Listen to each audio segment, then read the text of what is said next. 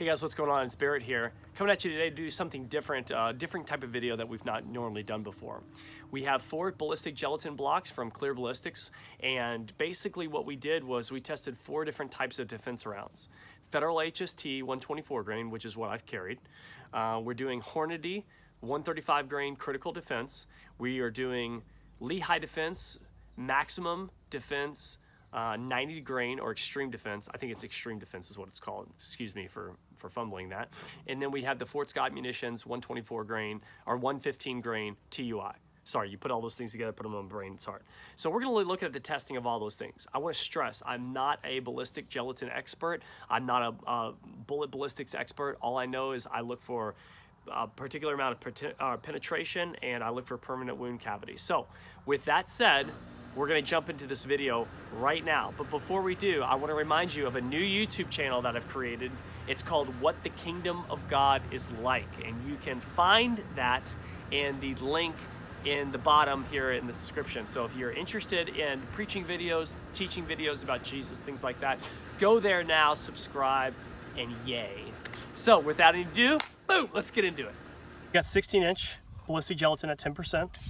And we are gonna shoot, first of all, we got all these people here so that they can see. But we are gonna shoot, first we're gonna shoot 124 Federal HSTs outside of a Glock 19 from Salient Arms. So, range is hot. Stand by.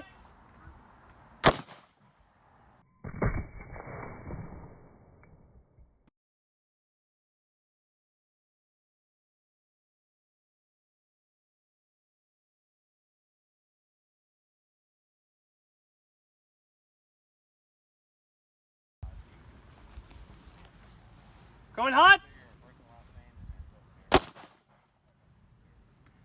One more.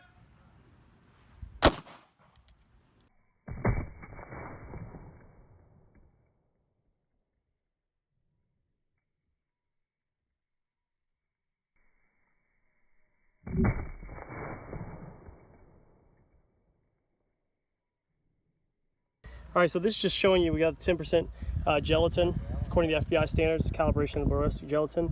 So we've got Clear Ballistics here, so we want to thank them for sending that out to us. Sincerely appreciate that. And again, it's another 16-inch block, but this time we're shooting Hornady 135 grain. This is the critical defense. Stand by.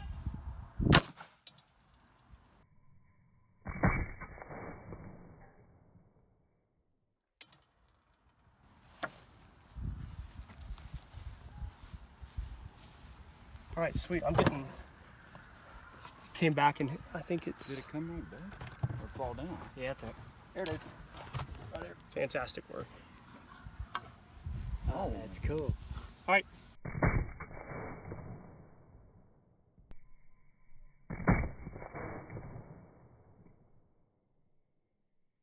Look at the, do you see, Ed, the permanent wound cavity of the first round? Permanent's right. Yep. You see the permanent wound cavities of the other rounds? Yes. It's very little comparison to that one right there. And Why would that be? inconsistencies, you can see it, actually you've got a better wound cavity on this other side that you can see here. Ed, come over here and look at it. Oh, neat. When the sun hits it. Oh yeah. So you've got that, go ahead and back out of there, John, so we can get the light in there. But yeah, you see you've got the second one on top there, the first one in the middle, and then the third one just kind of decided to do whatever the third one decided to do. But again, we're getting all 16 inches of penetration. They're coming back and they're striking our dummy, and then they're just falling down right here. All right. Yeah.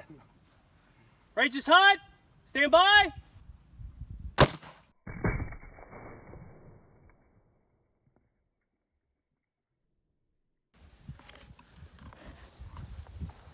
Thought it fell down to the ground.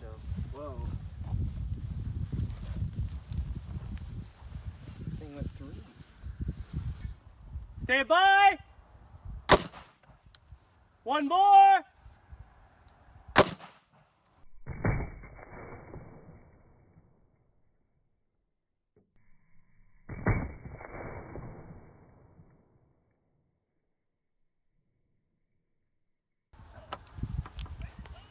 find it there, Mike? It didn't do nothing. That thing's crazy. That's cool. It didn't do nothing. Away too. Felt like right in here. Oh, them are like literally known for just wow. Did it form at all? Nope, it's not supposed to. Yeah, Oh, no, it's not supposed to. No, that's supposed to be like. So much for laying cardboard down, right? Yeah, no. Does it got lead in it or solid copper? No, it's just solid copper. Oh, okay. What's that, like a 90 grain? Super light? Wow.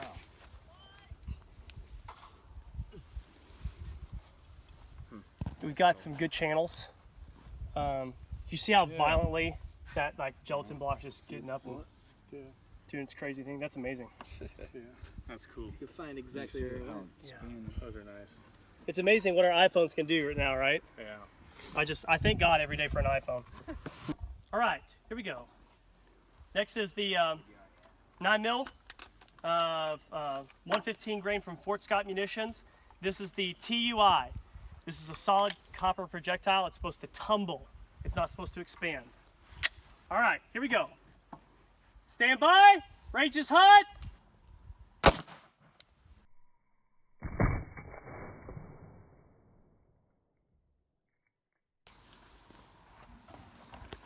Oh yeah, that's great. That's a lot. About. Oh yeah, that's it looks different.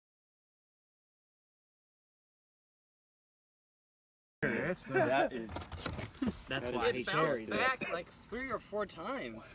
Here, look at the way I got it. Here it is. Oh my gosh, look at that. It bounces. Firing number 2.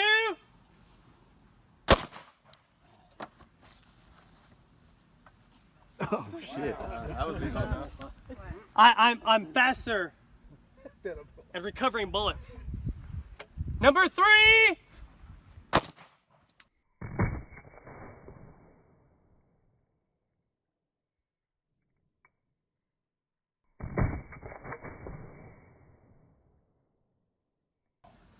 Someone's having a crappy day. Oh yeah. Oh, dude. Game over. Holy God. I don't know, man. Game over. How much are these You get bad shot boys? with that in the gut, you're just screwed. Oh yeah. Yeah, there ain't no scalpel that's gonna help you out in the ER. We gotta do the comparison. You could almost reload. I don't know. We had know, the like, third one the that didn't really bullet's do almost- anything. No That deformity. skimmed it. Intact. It didn't skim it. Oh, this right here is the skim, yeah. But still, it should have been tumbling right around that area. Yeah. But who knows? But consistently. All right, let's compare them side by side, shall we? Let's look at the wound cavities here real fast in the Federal HST. So we can see some wound cavities. Here we go, it's a little bit better. We've got some wound cavities, but they're not really opening up. It's not, you don't see a lot of damage, do you? It's not, they're not opening up very wide. The wound cavities seem to be in a consistent space. It's about 3 or 4 inches. Where's that measuring tape? It seems to be about 3.5, 4 inches when your permanent wound cavity starts to open up. But everything else is just streaking right through. This went 16 inches, and then everything else looked like it went, beyond that. So over penetration is not a big a deal as what people think it is, actually, believe it or not. So that's the Federal HST 124 grain out of a Glock 19. All right, now we got the Lehigh defense.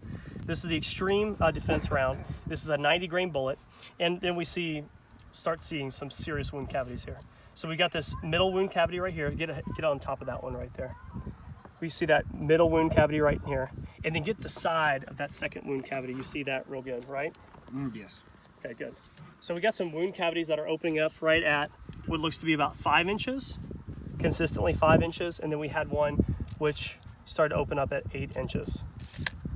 So when it's spinning through and creating all that trauma and that damage, so on and so forth. Again, we did pull these off the dummy. So everything that we shot, whether it was the Hornady, Lehigh, the Federal, or the Fort Scott munition, they all went through, they all hit our dummy, and then we recovered the rounds, right? So next, we've got the Hornady, which is the 135 grain critical defense round. As we see, it doesn't really open up very much in comparison to the Federal HST, does it? It doesn't really flower out that much.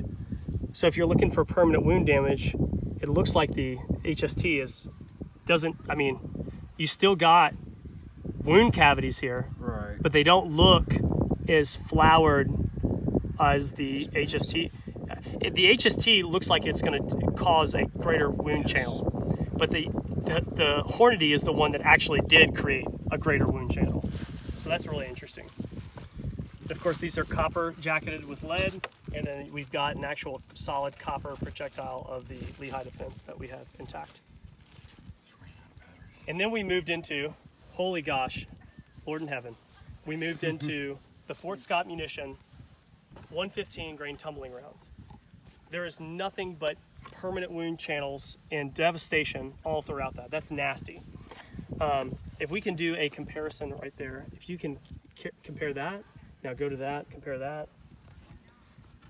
And of course it's a solid copper projectile as well.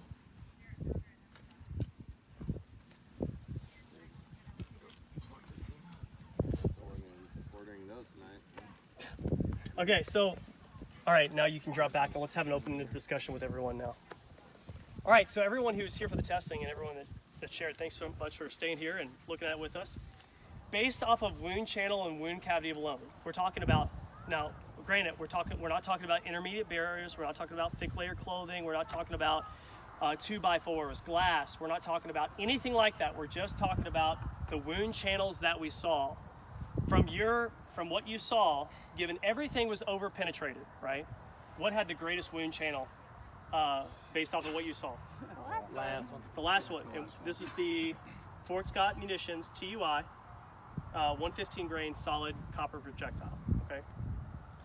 Then we moved on to critical defense, Lehigh defense, and then last but not least, Federal HSTs. And the Federal HSTs didn't look like they had a large wound channel, did they?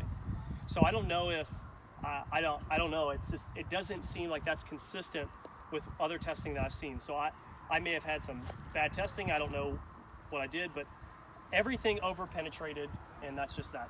There's nothing else to be said about that. Now, do you all want to see how far each round will actually penetrate now? Because we can stack the blocks now and see how far they penetrate. Sounds good. Okay. More science. More science. Are you a scientist? Cut this off. Or keep going. We're gonna do all four of them. We're all doing science stuff right now. We're all science. We stacked the ballistic gel to see how far everything was gonna go, and what we found was the Federal HST. And you can come over here and look. The Federal HST did right at 14 inches.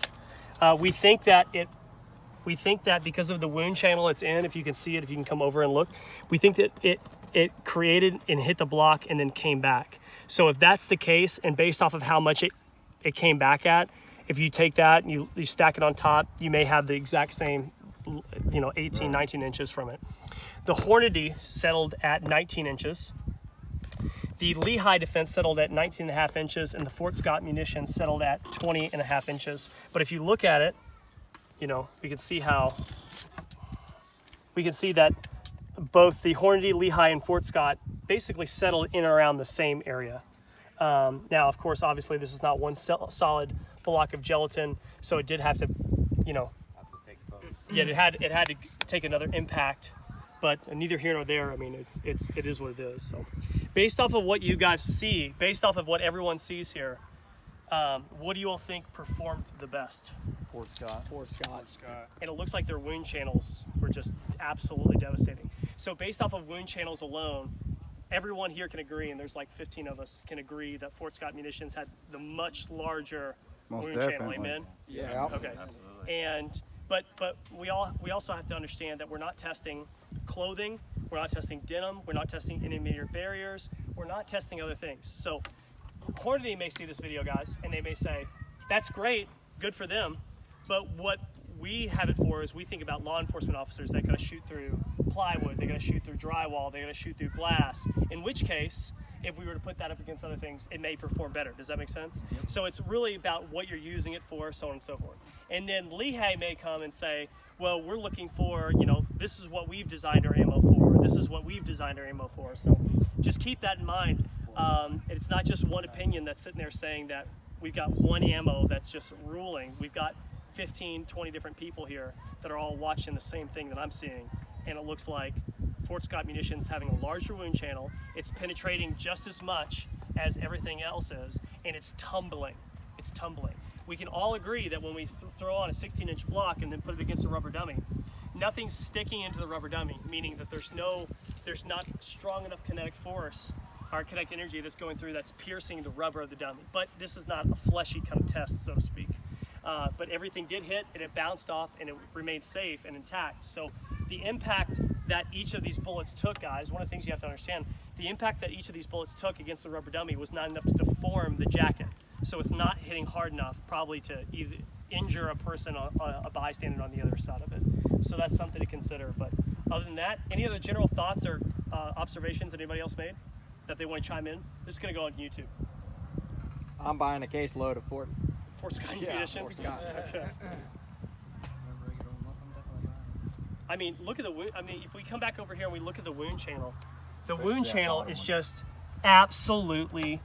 I mean, it's absolutely massive. It's created more trauma in the gel than any other round. It created way more trauma. It's like a 2-inch wound cavity that I can see that I can just lay in when I lay the So just tumble and spin and just cut through it. And That's pop right, it and it's just doing those different types of things. So it is really, really cool to see what's happening. But at the same time, like, you know, it's just like, what do we want in the defense round? What's the goal of the defense round? The goal of the defense round is to have as much mass traveling at as much velocity going through and tearing up as much as we can while also reaching vital organs.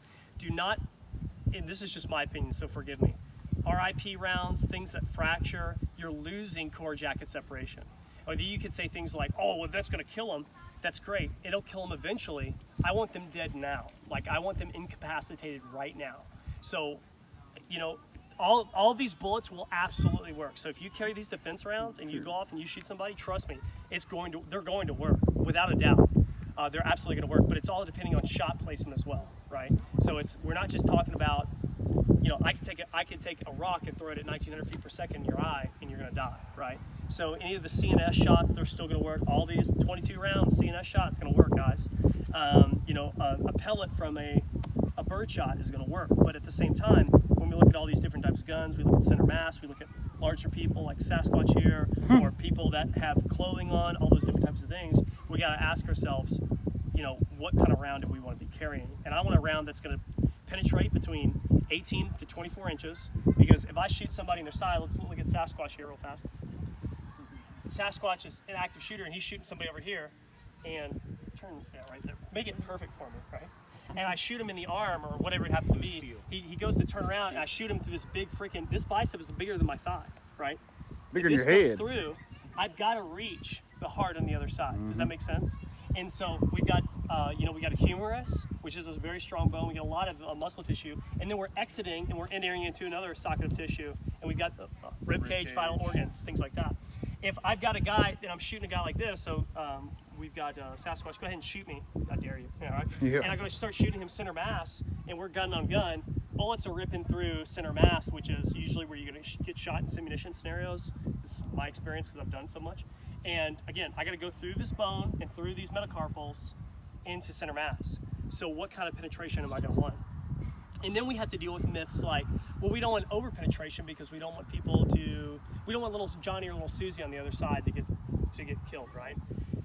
These instances are so rare, they're so far and few between that once shooting starts, anybody that's standing around going, you know, Sasquatch, active shooter, being like, hey, what's going on with this guy? What are you doing? Shooting people, eh? Right? And so it's just like, it's not a thing that really happens very much. But at the same time, over-penetration is a thing. It's been known to harm people in the past based off of full metal jacket rounds, things like that, from my understanding and research that I've done. So I like penetration, and I like permanent wound cavities, and it looks like it's doing pretty good. So any other thoughts? People want to jump out? Ed, do you have any thoughts based off what you saw? Mike, do you have any thoughts based off what you saw? I know where I'm Anybody going else have any thoughts based off what they saw? You ever seen Lucky Gunner's Ballistics? No, I don't. No. I follow a guy called Ammo Quest, and he has yet to do the Fort Scott munitions TUI. So I'd be really interested to hear what he says. Everybody will be soon. Yeah, no, I guarantee you, people are going to people are going to be hurt over this video. My intention is not to hurt any one company or to say to Federal, hey, your bullet sucks, or we're not trying to do that. Nobody came in here with any bias that one round was going to be better than the other. But what we do have is just clear testing. But we did do 3 rounds. I'm sure we could do 100, right? We just don't have the ballistic gelatin for it. And I'm sure we could do, a whole bunch of intermediate barriers and tons of stuff that we could do, but we just don't have what we have is 3 rounds per each block, 16-inch gelatin. That's what we got, and that's what we came, and those are the conclusions that we came to. Any other final thoughts? Final thoughts? Sasquatch, anything? Switching ammo. What? Switching ammo. Well, you all probably don't have to say that. And so yeah, that's it.